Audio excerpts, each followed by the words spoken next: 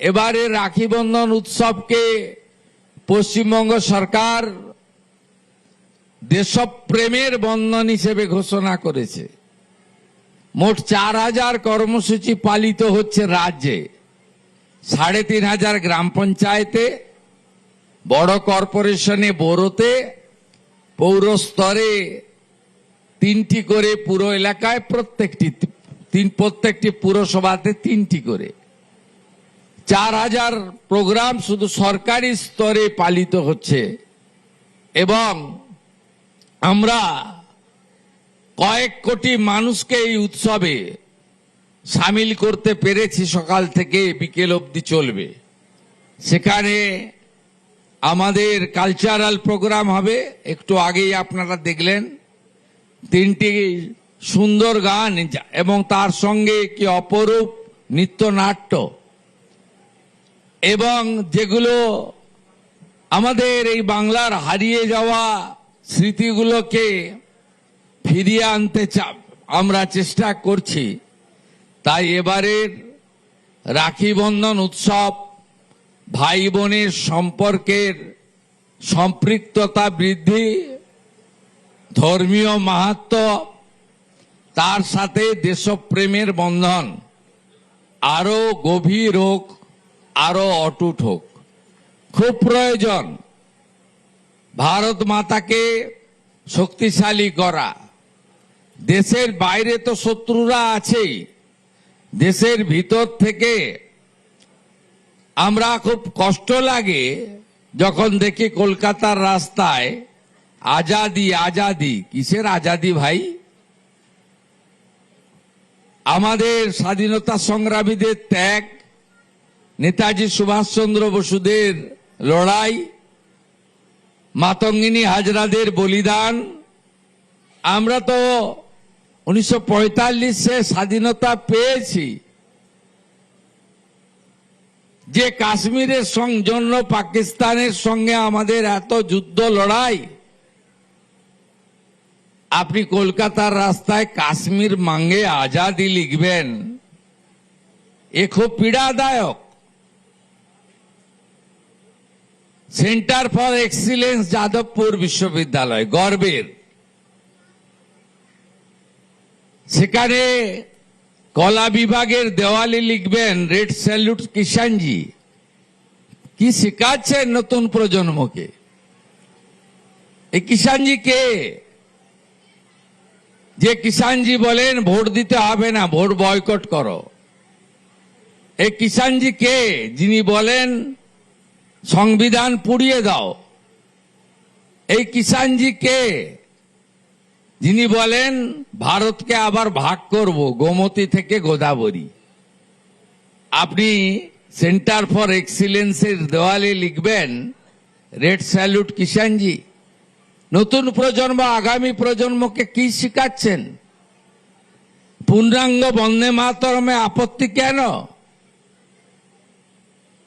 এটা তো কোন রাজনৈতিক নেতা লেখেনি, সাহিত্য সম্রাট লিখে দিয়ে গেছেন ঋষি বঙ্কিমচন্দ্র।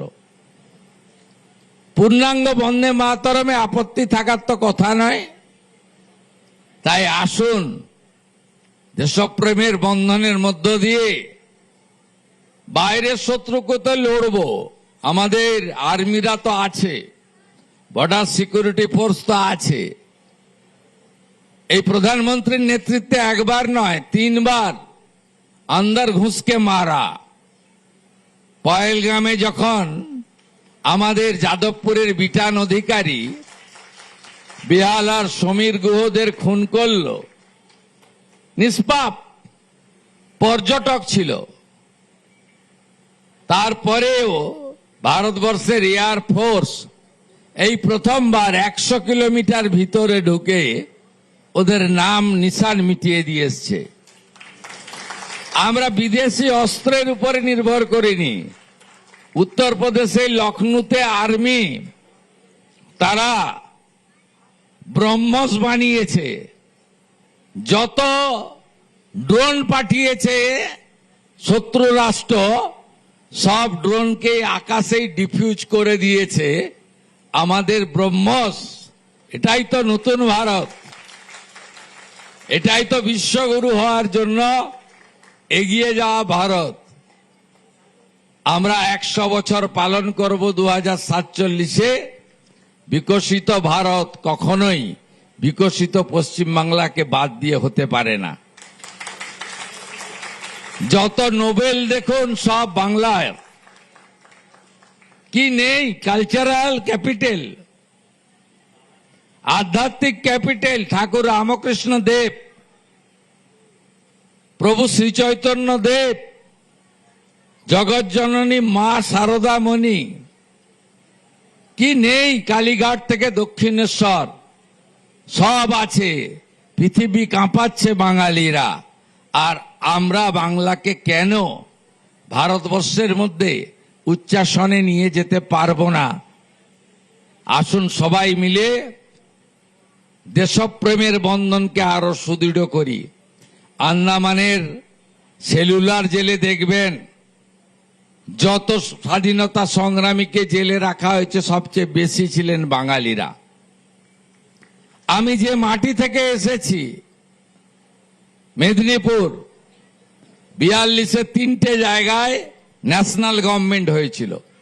একটা মহারাষ্ট্রের সাঁতারা, আরেকটা উত্তরপ্রদেশের বালিয়া, আরেকটা হচ্ছে পশ্চিমবঙ্গের তমলুক, মেদিনীপুর। মাত্র 17 দিন চলেছিল মহারাষ্ট্রের সাঁতারা।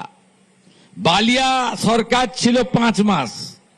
আর মেদিনীপুরের তাম্রলিপ্ত জাতীয় সরকার 22 মাস 17 দিন চলেছিল। ব্রিটিশরা ফেলতে পারেনি, এয়ারফোর্স থেকে বোম ফেলেও দমাতে পারেনি স্বাধীনতা সংগ্রামীদের। তারা ব্রিটিশদের বিরুদ্ধে সমান্তরাল সরকার চালিয়েছিল। সেখানে কে নেই? বিস্ময় বালক 1908-এর 11ই আগস্ট ক্ষুদিরাম বসু, যিনি গান গাইতে গাইতে গলায় দড়ি পড়েছিলেন। কে নেই? মাতঙ্গিনী হাজরা 1942 29 সেপ্টেম্বর, এক হাতে জাতীয় পতাকা, এক হাতে শাঁখ।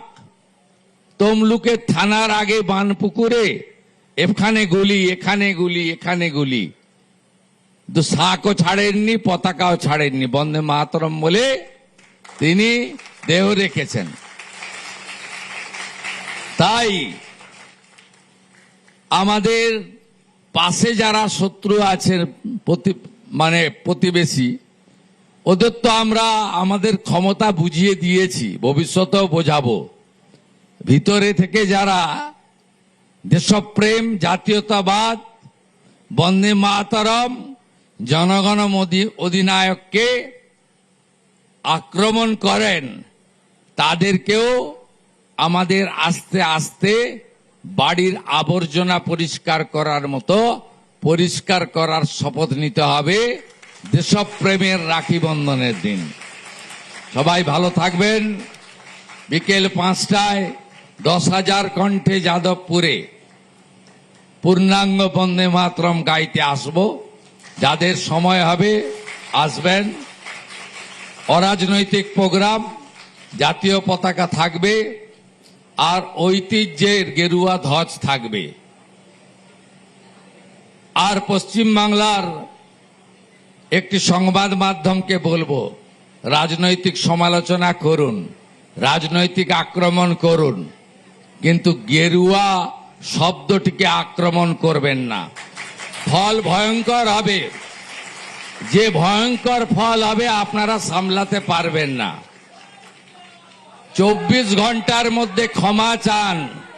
প্রথম পৃষ্ঠায় ছেপে বলুন লেখা ভুল হয়েছিল, নইলে গেরুয়া বসন পরেই প্রতিবাদ হবে।